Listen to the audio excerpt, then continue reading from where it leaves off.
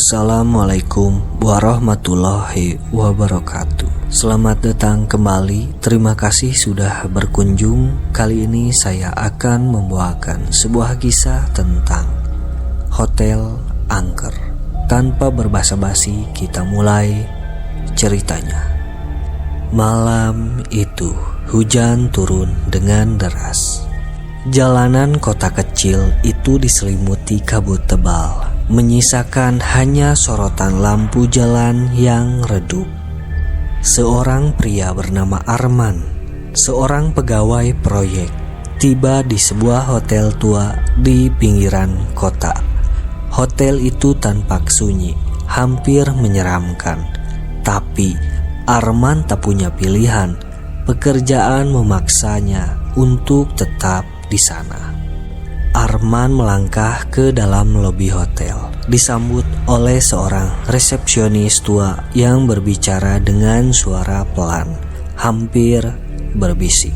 "Selamat datang di Hotel Merah," kata resepsionis itu sambil menyerahkan kunci kamar nomor 307. Arman tidak banyak bertanya, meski merasa ada sesuatu yang aneh dengan hotel itu.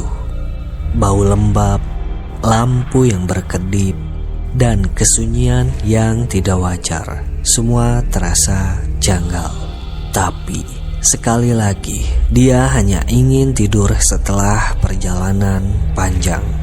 Ketika Arman memasuki kamar, dia merasa udara di dalam kamar jauh lebih dingin daripada di luar.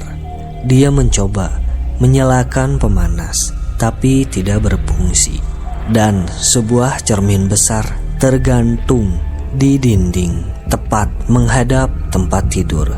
Sesekali, dia merasa seperti ada bayangan bergerak di sudut cermin itu. Tapi dia mencoba mengabaikannya. Malam itu Arman terbangun oleh suara ketukan pintu di kamarnya dan melihat tepat pukul 2 pagi. Dengan rasa enggan, dia membukakan pintu, tapi tidak ada siapapun di luar. Hanya koridor yang gelap dan sunyi. Ketika dia menutup pintu dan berbalik, dia hampir pingsan. Ada seorang wanita berdiri di sudut kamar. Wajahnya pucat, rambutnya panjang, menutupi sebagian besar wajahnya. Tapi saat dia berkedip, sosok itu menghilang. Pagi harinya, Arman turun untuk sarapan di restoran. Dia mencoba bercakap-cakap dengan resepsionis tentang pengalaman aneh semalam. Tapi wanita tua itu hanya tersenyum dingin. "Anda tamu baru, biasanya memang seperti itu," katanya tanpa penjelasan lebih lanjut. Di restoran itu, Arman menyadari bahwa tidak banyak tamu lain di hotel itu. Hanya ada satu pria tua yang terus memandangi Arman tanpa berkedip. Setelah beberapa saat, pria tua itu mendekati dan berbisik, "Kamu harus pergi dari sini sebelum terlambat." Namun, sebelum Arman sempat bertanya lebih lanjut, pria itu berjalan pergi, meninggalkan ketegangannya yang menggelayuti pikirannya. Malam berikutnya, teror semakin parah. Suara langkah kaki terdengar di lorong. Pintu kamar terbuka sendiri dan cermin besar di kamar menunjukkan sosok-sosok yang tidak seharusnya ada. Puncaknya, Arman bermimpi buruk. Dalam mimpinya, wanita berambut panjang yang dia lihat sebelumnya menariknya ke dalam cermin, membuatnya terperangkap di dunia yang gelap dan dingin. Saat dia terbangun, dia menemukan bekas tangan di lengannya seperti cengkeraman kuat yang nyata. Arman mulai kehilangan akal sehatnya. tapi pekerjaannya tetap harus berjalan. Dia mencoba mengabaikan semua kejadian aneh dan menghabiskan lebih banyak waktu di luar hotel. Namun bahkan saat dia kembali untuk tidur, suara-suara aneh, bisikan, dan ketukan terus menghantuinya.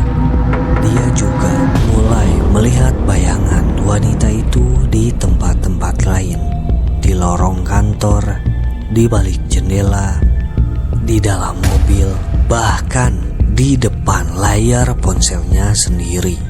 Di malam terakhirnya di hotel, Arman mengalami kejadian paling mengerikan. Seluruh lampu kamar padam.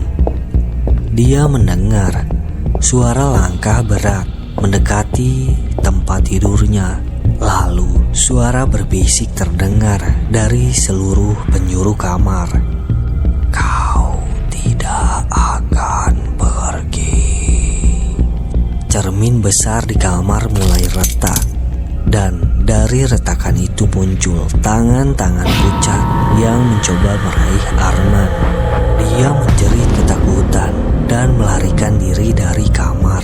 Saat mencapai lobi, dia melihat resepsionis tua itu berdiri di tengah ruangan dengan senyum mengerikan.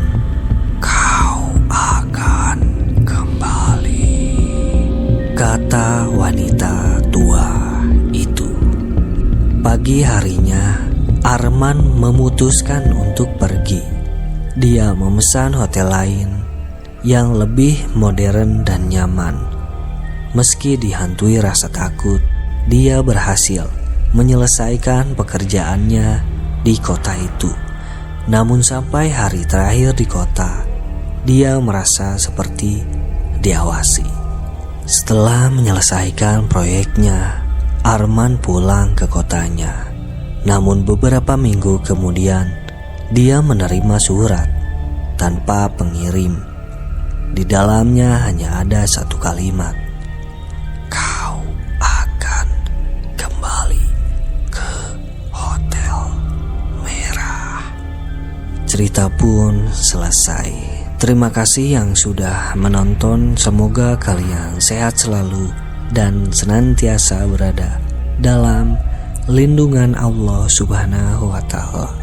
Amin ya Rabbal Alamin.